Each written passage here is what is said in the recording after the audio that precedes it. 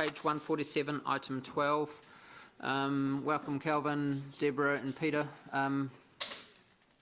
And I'll take the report as read, and the staff recommendation is moved by myself and seconded by Councillor James, questions? Councillor Robb. Yeah, thank you. I'm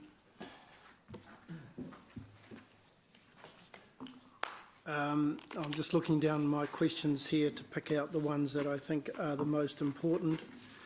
I've got quite a few questions here. In the executive summary, page 147, you summarise what's been done. When will stage one, have you got a date for when stage one is likely to be completed? Yeah, so our next report will be in October. We're about 2 months ahead of schedule to where we thought we'd be when the task force accepted our project plan.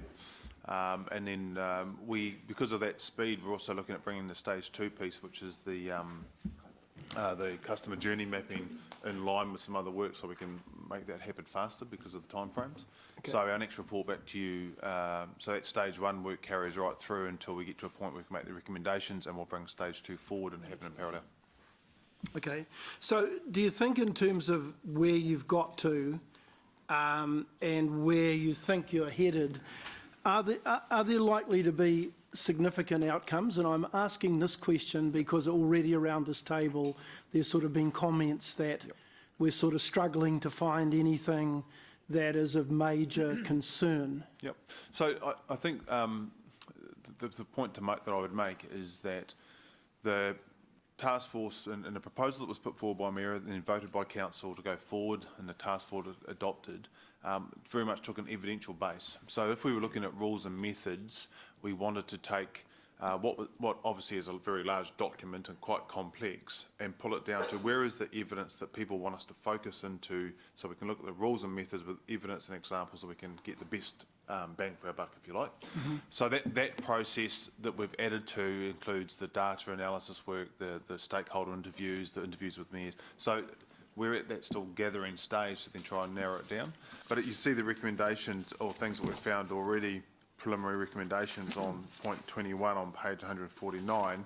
Those are the things that are starting to come out now, and indicatively they're more around process issues, which this wasn't specifically designed to look at, but has been identified. So just the complexity, the confusion between the Building Act, the Resource Management Act and the District Plan, how that all links together, the difficulty for people to know what to do and where to start and how to work. So those things are all good customer process, and we'll pick that up in stage two. So we never anticipated we would find specifically the rules and methods now. This was all about directing us to an area, but there are things that we already have collated through discussions with yourselves and areas that are giving us direction. And then again, because any changes we recommend, if council decides to go through that private plan change to amend those, we have to have evidence on that backing. So that's part of what this phase is for. Sure. But do you think from a practical point of view, there is potentially good alignment between the Building Act and the Resource Management Act and our district plan, that it really is, yep. Is it a matter of just kind of bringing it together, documenting it in a way that it becomes easy for the users, for our developers and for our residents who want to do work that involves the district plan, that it's really a matter of bringing together those and any other acts that might make it easier for them to get to where they want to go in a reasonably efficient and quick way, and aid us too in getting there. Yes, look, I think that's an outcome that we would absolutely recommend to the task force, and those are things that we should be doing anyway around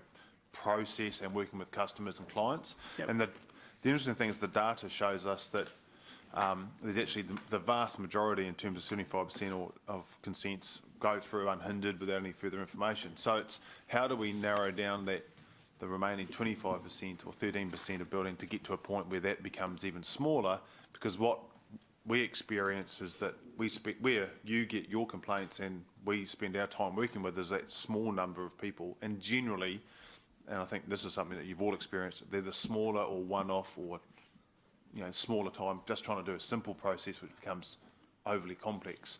And it's those things, if we knock those things out, then we should be getting those percentages much higher. So it's that linkage between the district plan, the RMA and the building code, and making that very clear and easy, and that's where we'll come out. Clearly, there are specific rules which are more pertinent to the developers themselves and the consultants and our staff who can identify that, and that will be the district plan change component if council decides to go down that track. Did you anticipate, or would you have already done that without the need for the task force? Given that we've got a new district plan and there would be that need to do that alignment, as there may well have been last time when the district plan was new? No, look, and I put my hand up and say that I felt that the process was heavy to get to that point. But a lot of the good thing about it, and the way that I've viewed it now, is that we can now come back to you in terms of future annual plans or long-term plans and say, look, these are the evidential-based things that we have found through a very good process that's involved independent. We've gone further with our externals than we would have done before, and if this makes our processes better, that's actually a really good outcome. So whilst we may have anticipated some of those things, there are some things we wouldn't have anticipated, and certainly I think the big benefit will be for us as staff to come back to you and say, because of this is what we think we need to do, and this is the budget requirements, or whatever that may be. Whereas before it would have just been staff's good idea. So I think that's the biggest benefit that I can see. If I look at the budget for the REAP, the 2-year budget, which was 750, and the 1.3 million, which is sitting in the long-term plan, we're looking at over the next 9 or 10 years, as I understand it, somewhere between, and I'm not sure whether the second lot of half of the 750 is in the 1.37, I'm not sure on that, but we're looking at about 1.7 million to 2 million as being the cost of operating the task force. Do you think that we're getting value for money in the context of that spend with what achievements have been made and appear to be on the horizon? So I think, just to take us back, so that 1.3 million additional is not, under the resolution, it says that's dependent on the outcomes of reporting regularly to this forum under our current approved budget, and then the recommendations from that report, and that council would say, well, is there worth going through? So that's to come in terms of the value of the future. In terms of this approach, I think it has shown some value because we've gone the external approach. We've been able to blow some myths out of the water in terms of numbers, but we have found complexity. We now know who that complexity sits for. And it's an approach that was raised by the Mayor, signed off by Council to at least trial it for a 2-year period. I think what we're now seeing is the basis of the evidence for us to come back to you and say, these are the things we should do. And it's very useful, I think, for councillors in terms of the interviews we've had, is to say, yeah, okay, well, this is how it works. These are the things we should tidy up. These are the clients that we should be focused on. And, you know, certainly that's been a turnaround for me. It hasn't been the big developers or the big consulting firms. It's actually been the smaller people that we need to focus on. So we have been able to get quite clear on who our targets are. If your question is that worth the 700,000 each for the last 2 years? That's well, I'm thinking of that and the 1.3 million that's presently been indicated as being the likely cost to continue the REAP into the next 10 years. Yeah, and I think that's to continue ongoing regulatory efficiency, not just within the district plan, but that could be within animal control or. Now, it may well be that by the time the reason I can't answer you directly is because we don't know what the outcomes are from the work until we get to that, which is the next stage, and we're getting very close to that now. If at the end of that stage we say, look, these are the things that we should change, and we've got some base recommendations now, these are the rules and the methods which will require a district plan review, and these are the things we should change because it makes it quicker, smarter, easier to do, then we'll have a better feel about whether you would like... we will be able to give you that clearly, whether you feel there's value in taking that 1.3 million forward or not. Okay. Yep. Can I then ask, Richard, I was going to direct this question towards you because I just wondered whether this review is part of what you've got in mind for the reimagining of the organisation, which has also been covered off in the district plan, not in the district plan, in the long-term plan, that whether or not this is one of the, it's all about, as I understand it, promoting efficiency in the organisation. And I'm kind of trying to get the balance between spending, say, the 2 million on the REAP, when in fact we might be able to do it with management involvement at a much lower cost and achieve the same outcomes. There's potentially some overlap, Councillor Pascoe. The areas where there's not overlap is, like, for example, the REAP to date has been looking at the rules and the methods and the rules within the district plan. My reimagining local government won't look at that. That's effectively the district planning side of things. But where my view on reimagining local government is the way to which we actually do our building consenting processes, how we do our, how we actually structure our teams from a resource consent point of view. There are smarter ways of doing that. So it's more of an organisational structure, more of a overlaps probably in the customer journey mapping and stuff like that. So there is some overlap, not 100% no. I'll probably say so 20%. This alignment thing that we've been talking about is not part of what the reimagining of local Are we talking about realignment of making sure that the Building Act, the Resource Management Act and the District Plan and any other acts that affect decisions that council has to make in terms of applications from residents? That's more in the category of the REAP and more in the category of Calvin's role. I won't say Calvin because he won't be in the role.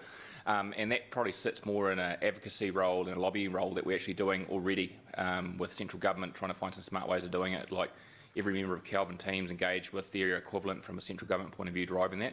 What this program will do here, and I'm circling these guys, will do is identify some evidence to support those discussions and make them more robust. My program is going to be more looking at the way we efficiently use our resources to deliver this. And is there, and one thing I've been looking at, is there a greater way of engaging with social enterprises or other organisations that may be better suited to actually support us in this endeavour as well? So trying to find the best blend of resource to deliver these outcomes. So not necessarily the outcome itself, but how do we deliver the outcomes? Okay.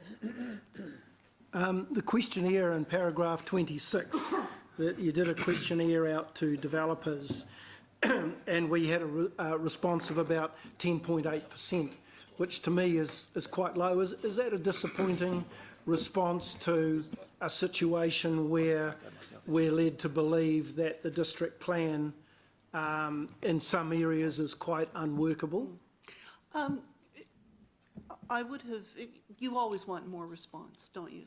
But that, as I understand it, is often the level of response that you do get. We got good information out of that, and we've been following that up with face-to-face interviews, and so we've gleaned a lot of, I think, really important information from that. So. From an independent point of view, Peter, do you have anything you can add to Deborah's response? No, not particularly. Well, I think Councillor Rob, that does align too, though, with the data analysis we did just on the numbers of issues. So if you look at the overall overall consents and the number that we have issue with, that around that 15 to 13% role kind of correlates with the response we got, and would correlate with the types of people that responded on that. Yeah. So there is some correlation to, I guess what you're asking was, so how big is the problem? Given that you would expect quite a large response, correct, if there were some big problems there. And hence my point about that's the useful evidence. So therefore, now we can narrow down and if we can get the best change to make it simpler in the plan, so the rules and methods, that the regulatory component, and some of that will also be, as Richard said, how do we work with yourselves to lobby back up to central government? So, for example, during a period of the last 3-year boom, we're still required to do biannual IONS accreditations when the country's crying out for skilled labour inspectors. You know, wouldn't it be great if we could have put that off for a year and not had to have spent all that time, effort, and money? I mean, we did very well. We had no recommendations. It wasn't a drama for us. But it's those sorts of ideas that come from yourselves to help us out in that space. And that's the evidence thing that is quite useful. Okay. So do you I mean, you guys are certainly the people on either side of you, Kelvin, are experts in building planning and in district plans. Are you at this particular point in time, in terms of where we've progressed with the study, are you concerned that we do have some quite serious gaps in our new district plan that are creating significant problems for our user community? And here I think of the bigger developers as well as the mum and dads who want to carve off the back of a quarter-acre section to put a granny flat or another flat on the back. If you're asking us, do we think that the plan is fatally flawed, the answer is no. You know, this is certainly not the case, but there are always, when a plan is done, it's a huge enterprise, and there are heaps of people involved.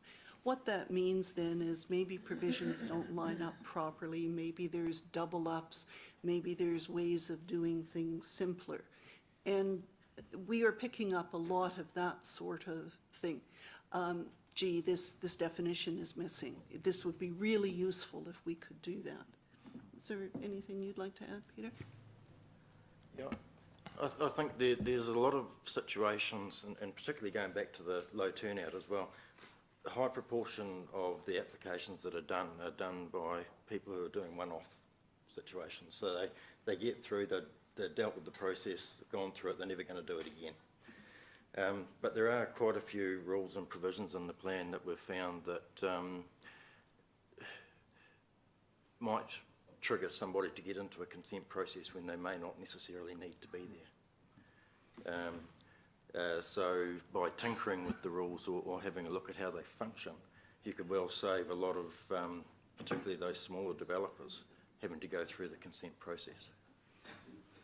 So that would require a change to the district plan in order to do that tinkering, or is it a matter of interpretation where staff have got discretion to make decisions around whether consents are required or not? There's no discretion as to whether or not a consent is required under the rules of you. You either need a consent or you don't. The discretion comes in when a consent's required and what decision is ultimately made. So any change that's necessary to the rules, even little tinkering, will require a formal plan change to do. So if I might just follow on with that, if the plan says to put a garage in the front yard requires a resource consent, it requires a resource consent. Council doesn't have the discretion to say, nah, that's minor, go ahead, you know. So you have to go through the process. Sorry, that's where I think part of the problem lies, because I was next on the list anyway. Sorry, Robert, you finished, but... Not quite, no. But you know... Why you go, Rob? Don't let him bulldoze over. He does this all the time. Go on, get back in there. I've got one more question, okay? So Well,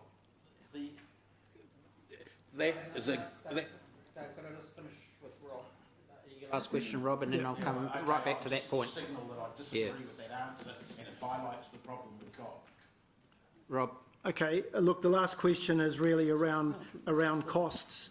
In paragraph 47, I think that was page 150, I've made some notes on it, page 153. You state that the costs to date are about 162,000. There's internal costs. If I go back to the budget in the terms of reference of internal costs of 100,000, which I assume represents staff time. Is that? Yeah, staff time, and we have a project coordinator within that, yep. So if I add half of that, given that we're halfway through the year, or we were at December, we've got somewhere near about $112,000 still to incur for the remainder of the year. And I'm asking the question because I know when it was when this was originally put to council, the chief executive was a little concerned that he may have under budgeted in that $750,000.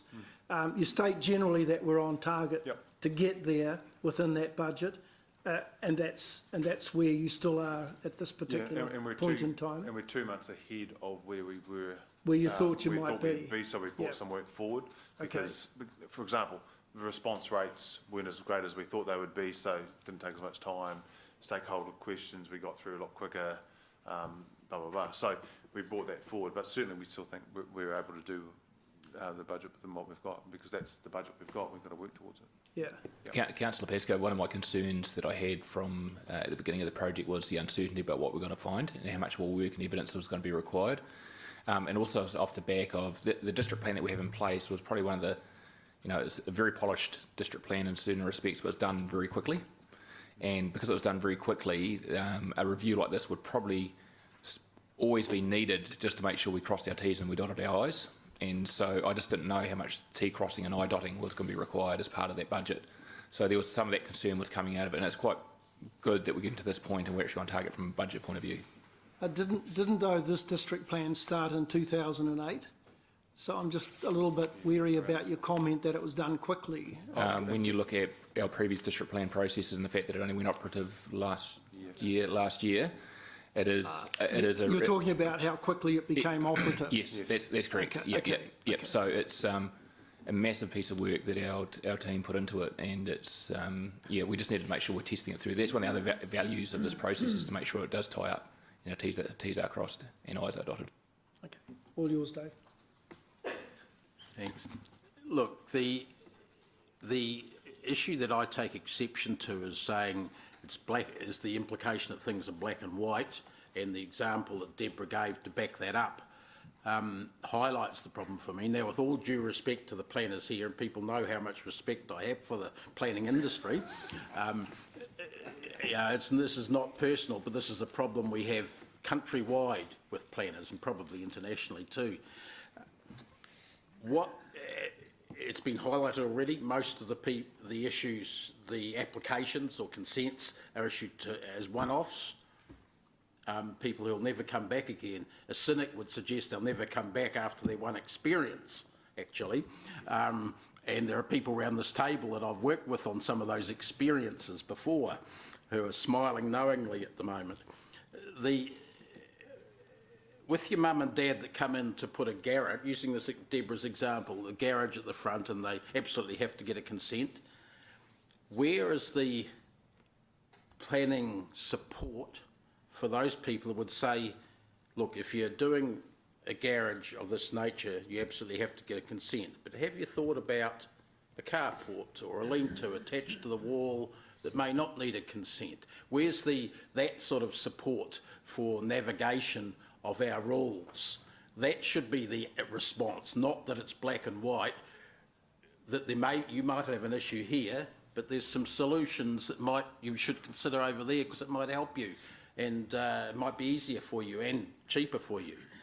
And look, that sometimes staff do that, but sometimes they don't. And I've had many occasions where our staff have said to me, when I've gone to bat for someone with that sort of planning issue problem, or not quite sure where to start, they have said, we are not consultants working for the people. They can go and employ a consultant. Now, if you're a mum and dad wanting to put a bloody garage in your front, you're not going to go and pay $3,000 for 5 minutes of time of a planning consultant, So we don't handle those things well, and it leads to more complications than necessary in many of the small cases.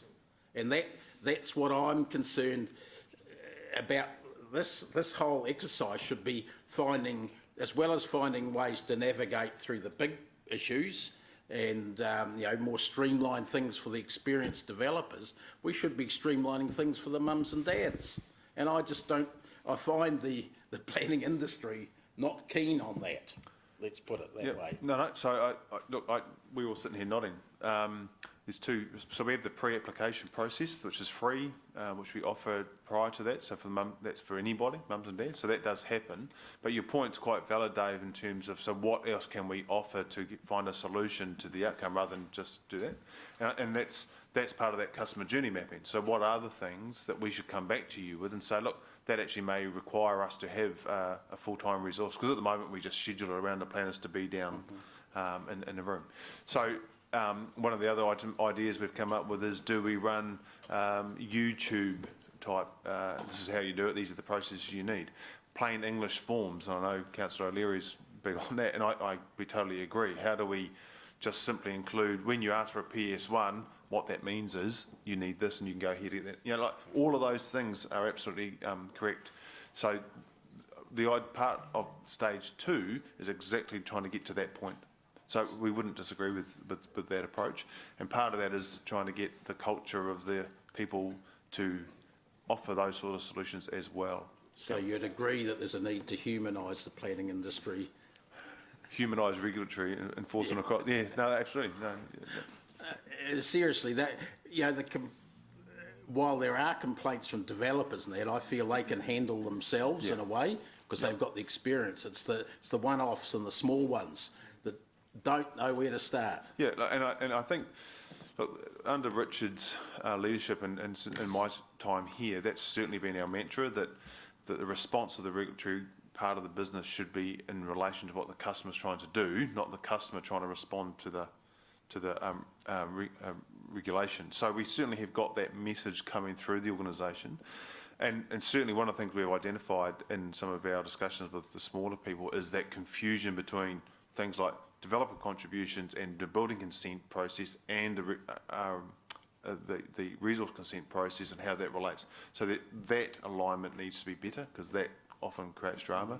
And then just that support base that you're talking about. So that's what I was saying before. It's really useful for us now to come and say, we think we need X resource people, whatever technology, online consenting, for example, to achieve that outcome. So that's certainly part of the thinking when we put this together, probably further than just the regulatory efficiency that was initially envisaged. Yep. I think we need both though, Dave. Sorry? Sorry, Councillor Dave, I think we need both. I think we need to make sure that we've got the rules as squeaky clean as possible, because it may be that the requirement to have a garage requiring a resource consent, well, maybe, you know, that's too tight, too tough, and we get rid of that requirement completely, or it does stay, then your point's valid as well. How do we make sure we steer people through what's required and what's not as well? So, but both, in my view, need to happen. That's why the way the project's been structured, let's look at the evidence of the rules when they're not working. But let's also do some customer service mapping to make sure that we're actually being as enabling as possible as well. And that's the bit that I'm quite excited about, because I think that's where I'll be able to get the biggest gains in terms of the impact on the community as well, and that part of it. Thanks. Councillor Siggy. So much. Look, I like some of the things that you talked about, and I just want to follow on from Councillor Dave, and just what I just heard not that long ago, a couple of weeks ago, that two different people talking about the same project going in for and questioning the planners downstairs and getting two totally different answers. So that's the kind of thing I'm just really worried about. What are we telling people?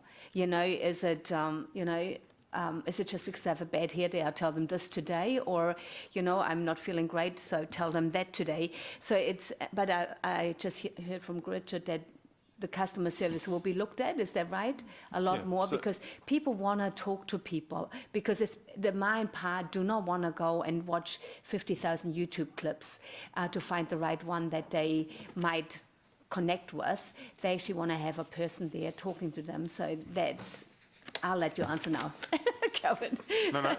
So that's part of the challenge we've got. So we've got only limited resource, and then we've still got similar numbers of planners that we had when we were in 2012, and yet we're growing at a faster rate. And as I said, the way we do the rotation at the pre-app, which is a free service, means they do get different people. I mean, in an ideal world, we would have a system and we have the resources that Ziggy Henry puts forward a proposal, it sticks with one planner, and they all the way through once it gets to that point. Ideally, it does that once it's been applied formally, but in the early stages when they're throwing around ideas. So they may get different people talking, and that's the part of the complexity of the rules. If they're that complex that they're getting two different answers, to Richard's point, we need to change the rule and get the resources right so they are dealing with one person. So it's not an unusual, unfortunately. But sorry, it's not unusual, but it's not a common occurrence. Okay. Could I perhaps add something to that from an outside point of view? Sure. A lot of the issues arise in the nature of the definitions in the plan as to when is something a food and beverage outlet or a cafe or a restaurant or a licensed premises. You find you've got multiple definitions that are almost defining the same thing. And so it's not uncommon for two professional planners to come up with different ideas as to what you may be. And with those different ideas, you have different consenting requirements in the district plan. So that's certainly come out with part of the external interviews we've had with agents, and the need to go through and look at the definitions in detail, and so that they can be consistently interpreted and administered. Yeah. Okay. I mean, that was actually a really simple question, and somebody just pressed a button, could find the answer straight on the computer, and the other one somehow did not find the button and just told a story about something totally different. So it's again, it comes to the staff as well, that they're trained, of course, and that's resources and everything that it's all streamlined, isn't it? That's what I mean. Yeah. So that's what I'm looking forward to. Yeah. And I would say, and I think Councillor Dave's point's really valid, that we work a lot finding solutions with the players we work with all the time, and they understand the lingo, they understand the process. We can give them some direction to go away and come back. But it is what we have seen, and this is where this process has been really useful. The data shows the smaller numbers. We know it's the smaller providers. We know it's those people we need to get to, because those people take up 80% of our complaints and time, and working with you people and them to find a solution. So if we can get that better, then we save ourselves time having to redo the work. So there's nothing there that we don't agree with. And we will be open-minded to different kinds of buildings, like usually the mine pie, or not usually, no, some of them will have different ideas about what they want to build. So we will be open-minded to all sorts of... We are the most open-minded. Oh, love it, thank you. Okay, we'll go to the board to vote.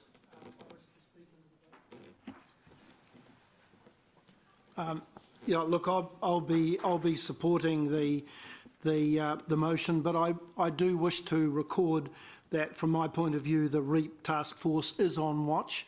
I really have a concern that we are spending potentially $2 million over the next 10 years for something that, in my view, is responsibility of management, and it could be done as effectively and as efficiently if it was done by management, not involving outside advisors, including a senior city solicitor, and political input.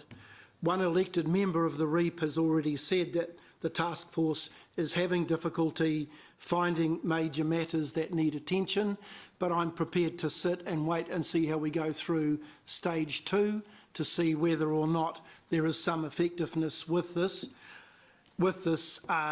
form of reviewing the new district plan. I do disagree with Councillor Dave. I think that technical advice should be the responsibility of the applicant.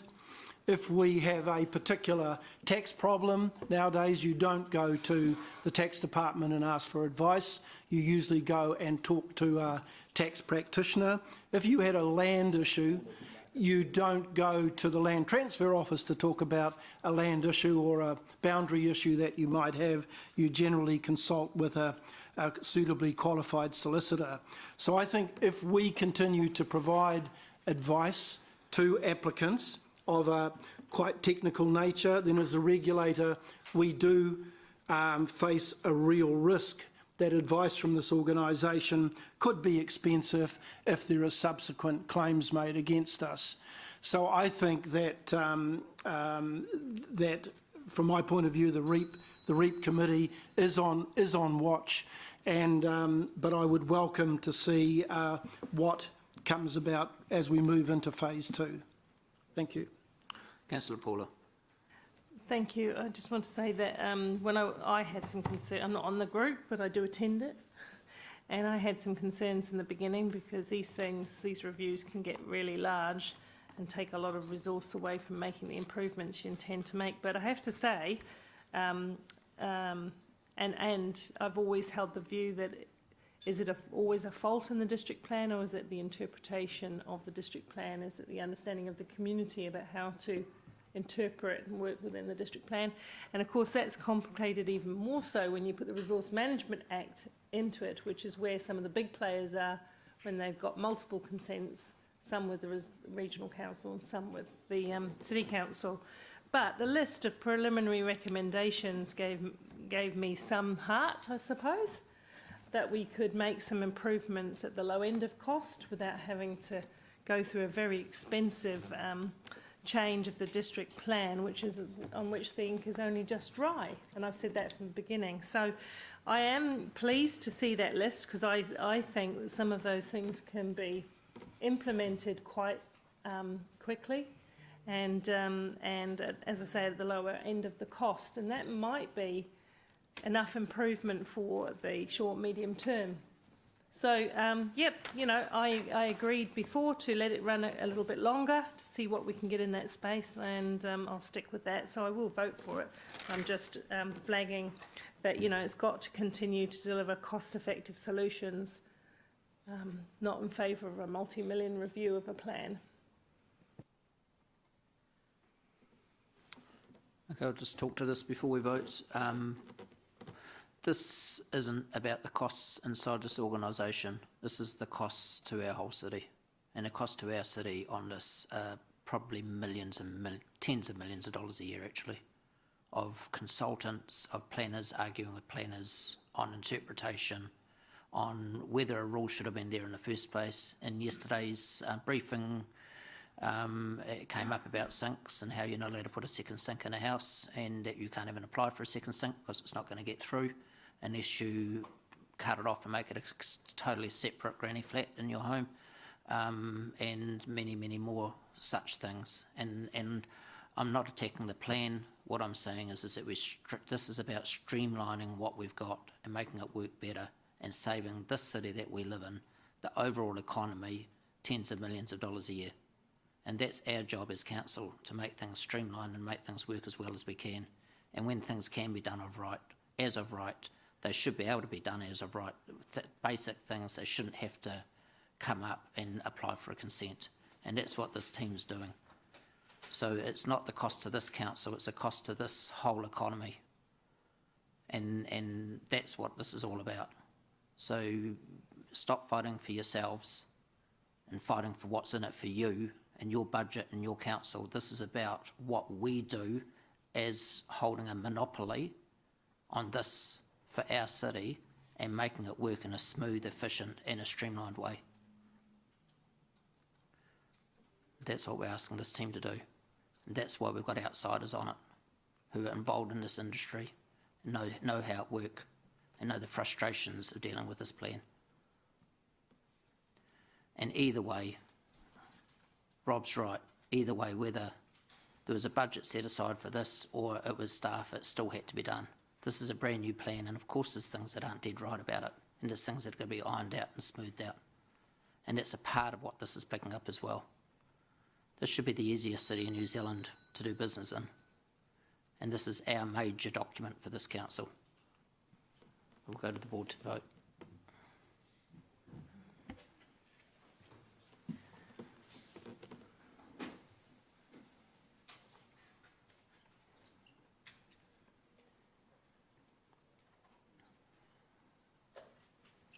Motion is carried 10-4, 2 against.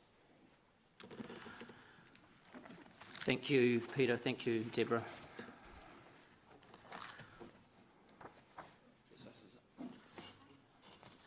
Yes, so we'll gather back again. We'll have lunch, and we'll be back at about at 3:15. So, what paper are you on? What? Okay, well, we'll have a... Sorry. So 3:15. Thank you. You've been warned, Julie, it'll be quite some time.